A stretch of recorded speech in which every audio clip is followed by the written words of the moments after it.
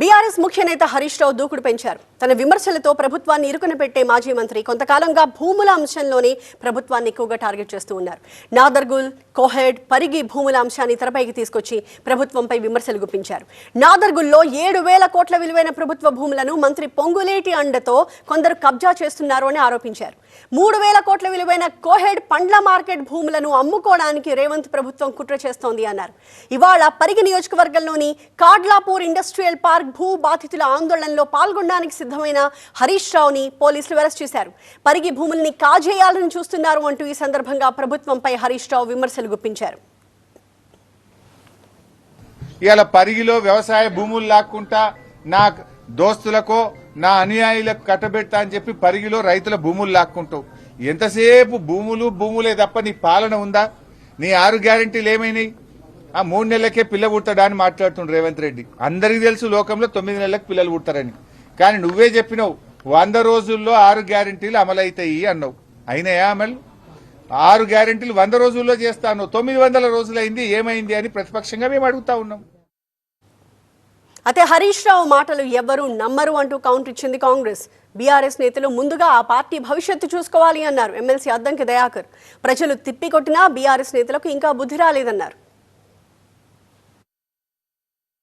కాబట్టి భూములు తీసుకుంటే రైతుల సాగు భూములు తీసుకోకండి, ప్రభుత్వ భూములు తీసుకోండి, లేకపోతే ఇతరత్ర సాగు వీలు కానీ తీసుకున్నట్టు సాగు వీలు కానీ తీసుకున్నా ఊరుస్తలేరు. సాగు అయ్యే దగ్గర అవసరం ఉన్నా కూడా అక్కడ తీసుకుందామన్న కంపెన్సేషన్ ఇద్దామన్నా కూడా మీకే ఫస్ట్ మీ పర్మిషన్ తీసుకొని భూములు తీసుకోవాల్సిన పరిస్థితి వస్తున్నది. ఈరోజు మూసీ వైపు భూములు తీసుకుంటామనంటే మూసీ కాడ ఉన్న వైపు ముందు రోజు పోయి ప్రజల్ని ఏదో ఒకటి అబద్ధాలు చాడీలు చెప్పి చేస్తుంటారు. ఇటు హైదరాబాద్ చుట్టుపక్కల ఉంటే ఎక్కడ ల్యాండ్ ఎక్విజిషన్ ఉంటే అక్కడికి పోవడం, రెచ్చగొట్టడం, దాడులకే ప్రేరేపిస్తుంది. ఇలాంటి ప్రతిపక్షం తెలంగాణకు ఉండడం అనేది ఒక రకమైన దురదృష్టమే. మా ప్రతినిధి రాకేష్ మనకి లైవ్ లో జాయిన్ అవుతున్నారు. దీనికి సంబంధించిన డీటెయిల్స్. రాకేష్, ప్రతిపక్షాలు చేస్తున్న ఆరోపణలకి కౌంటర్లు ఇవ్వడం కాకుండా ఫ్యాక్ట్ చెక్ ద్వారా వాస్తవాల్ని బయటపెట్టే ప్రయత్నం ఏమైనా చేస్తోందా ప్రభుత్వం? ఇప్పటికైతే బీఆర్ఎస్ 3 భూములకు సంబంధించినటువంటి ఎవిడెన్స్ని, వాటికి సంబంధించినటువంటి పేపర్స్ని, వాటిలో పొంగులేటి మనుషులో లేదా ప్రభుత్వానికి సంబంధించినటువంటి ఇంకొంతమంది వ్యక్తులు ఎలా ఇన్వాల్వ్ అయ్యారు, ఏ కంపెనీలో ఎవరో డైరెక్టర్లుగా ఉన్నారు, ఈ విషయాలన్నింటినీ కూడా పేపర్ ఎవిడెన్స్తో సహా బయటపెట్టారు. వాటిని విజిట్ చేస్తూ వస్తున్నారు.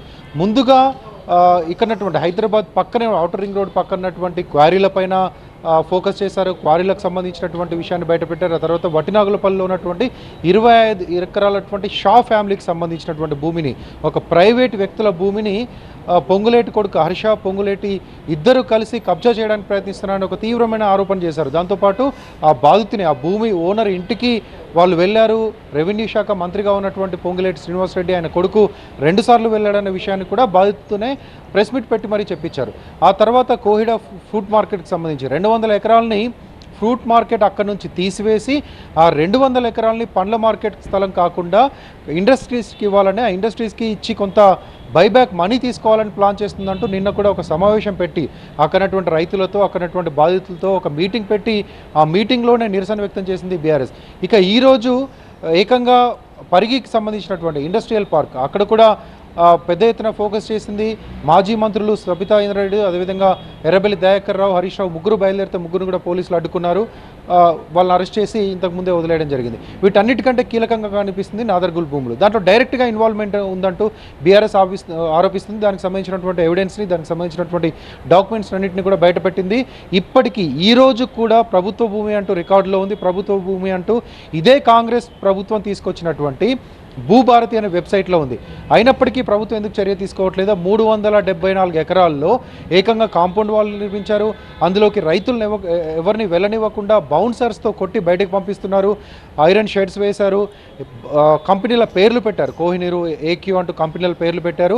ఆ కంపెనీల్లో ఉన్నటువంటి డైరెక్టర్ల పేర్లు, దాంట్లో పొంగులేటి కుమారుడు హర్ష ఉన్నటువంటి పేర్లను కూడా బయటపెట్టింది. అది చాలా కీలకంగా ఈ రోజు వరకు కూడా దాన్ని డ్రాగన్ చేస్తుంది. అవసరమైతే ఆ భూముల దగ్గరికి వెళ్తాం, రైతులకు అండగా నిలబడతామంటూ చెప్తూ ఉన్నారు.